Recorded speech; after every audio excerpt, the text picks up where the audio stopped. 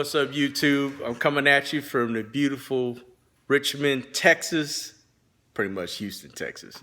Hey, our video today, charcoal versus charcoal.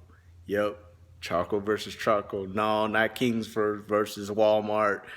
We doing pellet smoker charcoal versus Kingsford charcoal. We're gonna see how they fare against one another. Check this out. Hey, but here's what we're gonna do. I already got my drum preheated to 250. And in that drum, I got charcoal with some seasoning wood in there. You know, both fruit and hickory. So what I'm going to do, I'm going to fire up my smoke tube for the pellet smoker. And we're going to use straight charcoal pellets with the smoke tube with the competition blend pellets in it that has both hardwood, which is hickory, and some fruit wood, and maybe a little bit of maple. What I'm looking to see is how does these charcoal pellets pair or, you know, measure up to real charcoal briquettes.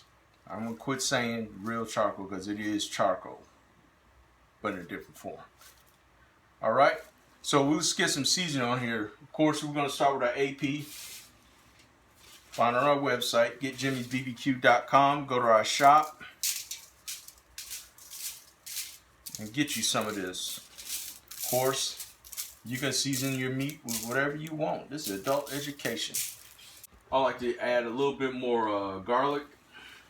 I love garlic, just love the smell of it. A little bit more garlic there. Even though all that's in my AP rub, you actually don't need to add nothing, but this is what I prefer to do. All right, and here comes the binder. I just use good old-fashioned mustard. You can use whatever. You can use canola, olive oil, that is. Come on. All I want to do is have something to make my rub stay on the meat. All right, now, ready to hit it with our rub. Now, this is our rub. He said, why are you showing us that? Because I normally have our rub in a bigger container. But I want you guys to see how well this spreads. Now on the back of the ribs, I don't go as heavy because there's really not that much meat on the back side. But I do get a decent coat on there. I don't know if you remember one of my previous videos when we were testing these shakers, and you see these holes. Perfect for doing what we doing here, seasoning up meat. Whether it be ribs, brisket, pork butt, pork chops, don't matter. Get these babies flipped over. Repeat the process.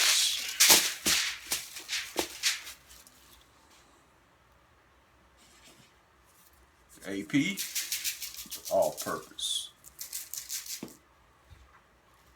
Hit it with a little bit more garlic. This stuff worked in there. Basically like glue for the rub.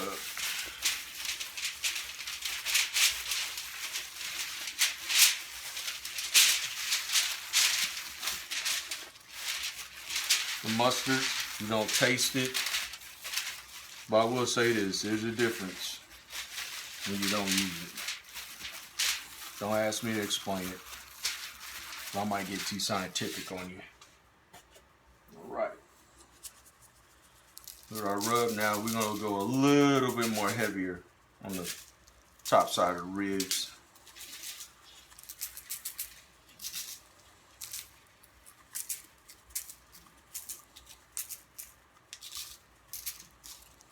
Yeah, we're going to see how those charcoal pellets measure up to the briquettes. And I'm using Kingsford briquettes in the drum. And you say, why the drum? How come you know what? I got something for you guys as far as the Weber goes. Man, I did a lot of cooking on that Weber this summer. I got a lot of content regarding the Weber. But to be fair to the pellet grill, the constant temperature, the drum holds temperature doesn't require you to manipulate or open the lid as much. I will say this, with what I got in store will blow your mind, and it's a game changer what I got in mind to show you regarding the Weber. But for today, we're running the drum against the pellet smoker. Both of the thing that they both have in common, you don't have to babysit a fire. It maintains its own temperature. That's why I love the drum. That's why I love that pellet smoker. I keep wanting to say grill. I ain't grilling that no mine. Mine only go up to 400 degrees. All right, these babies are ready. Next time you see them, they'll be going into the cookers. All right, ribs are ready going to the cooker. This is our ugly drum smoker, and we're about 275. We got charcoal briquettes in there, Kingsford, and along with some seasoning with hickory and apple.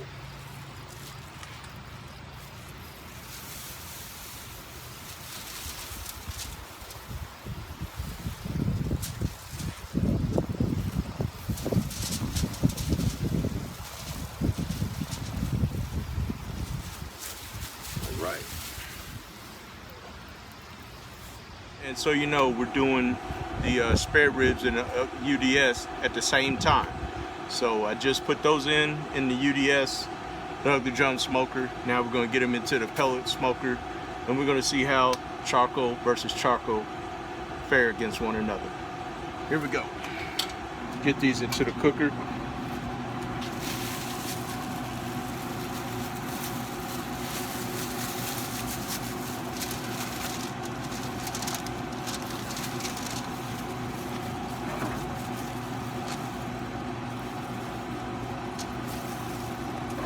You guys are probably asking, Jim, why do you fool with a rib rack? Why don't you just stick them on the grill grate? A couple reasons. One I've already shared before. I like the fact with the rib rack, I can get even cooking. And then I can get more of them in there. So let's get the lid shut and let these babies rock out. We'll be back. Share one more little tip with you here. Now, with regards to this pellets smoker, I initially leave it at 150 and let it come up to temp. Now, what I do once I start cooking, I'm gonna bump it up to 180. Why? It's gonna cause more smoke to come out. So coupled with the smoke tube and the more additional smoke coming from the fire cup, that bad boy's really gonna be smoking. Check that out. Thing of beauty. And we're gonna see how charcoal versus charcoal fare against one another. We'll be back. Folks, here we are. First spritz of the ribs and the UDS. Look at those babies.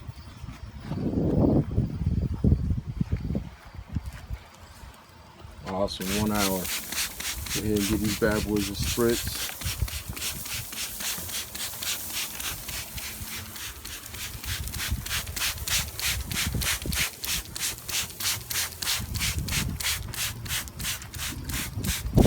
Right. 1 hour down. Give it a first spritz to our ribs. The pellet smoker. Man, they're not looking bad either.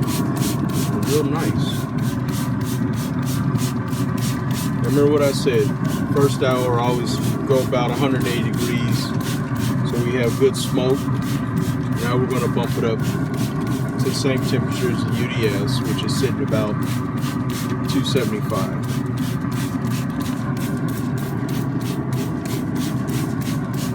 Right. Smoke tube doing its thing. Right. Let's go 275. Here we go. We'll be back. All right. At the third spritz here. Doesn't look like he really needed. Baby's at the wrap stage. We're gonna go ahead and get these puppies wrapped. We'll be back. Right. Here we are. Yeah, those bad boys look perfect. to go for a wrap. We're going to give them a quick spritz here, and we'll get them wrapped. And so far, looks like both sets of ribs are going neck and neck at the same time of cook time and appearance. These look awesome. We'll get these babies wrapped, and we'll be back. Alright, we got them cut. Like I said, ribs here on the left are off the pellet smoker. Can see smoke ring as well as off the UDS right there. Now it's time to give it a taste.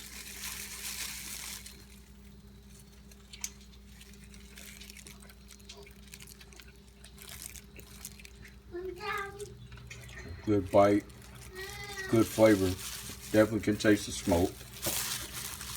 That's off the pellet.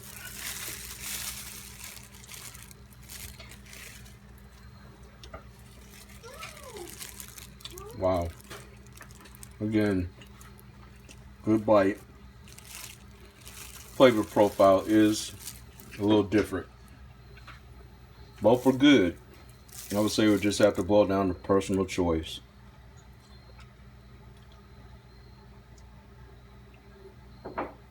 Really don't know what to say, but I will say this. I am pleased with the color of the ribs off the pellet smoker using the charcoal pellets. But I have to give the winner to the UDS. Very good. Try this experiment for yourself. Man, outstanding. Very pleased with those charcoal pellets.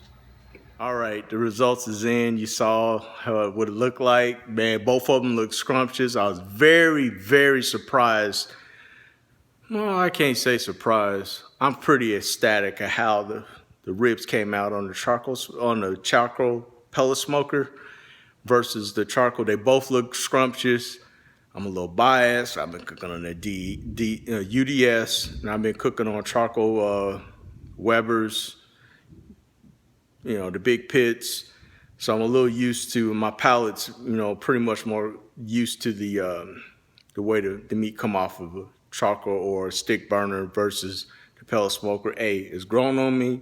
I love it. I love the convenience. But I have to say, as far as the taste profile, hey, you know, try it for yourself. You'll love it. Hey, you can't beat. You saw what it looked like. Don't take my word for it. You try it. Hey, I ain't got a smoker like you. I don't have a UDS. Hey, I got another video coming. If you got a Weber or a 22-inch kettle, I got something that solved that problem for you. Check that out. And other than that, hey, thanks for stopping by. Feel free to become a subscriber. Check us out on our social media channels, Facebook, Instagram, and Twitter. And hey,